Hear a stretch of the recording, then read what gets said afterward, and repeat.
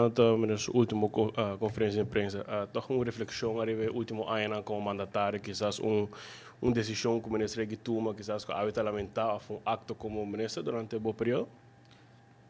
Você, Brian, então houve uma boa pergunta. Ora, me assumi a responsabilidade como governante. Me estava a ver com o ministério não que me cria.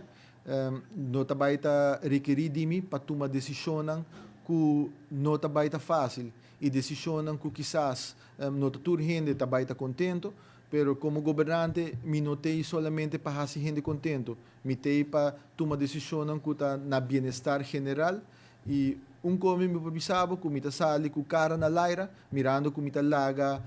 país aqui de melhor situação financeira, nossa natureza com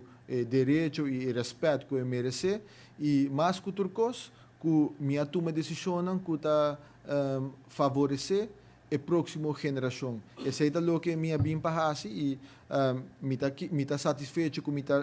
me tarefa como assim e me está seguro, me nota perfeito, me assim erro e de erro e não também me está sinha para que nada de próximo gabinete com a confiança de comunidade a trobe me lo por regressar para seguir não entrar arriba trabalho não que já acaba nossa fundação com nossa creia, pero me lo quero lograr hopi mais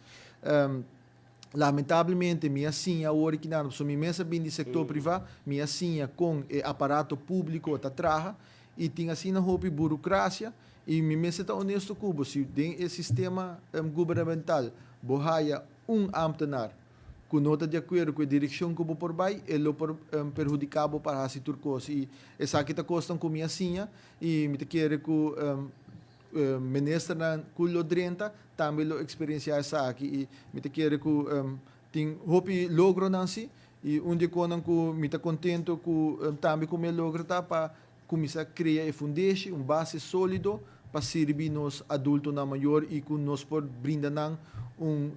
bom bem-estar para so tanante sunan ko atraha pa país ko no sa hereda.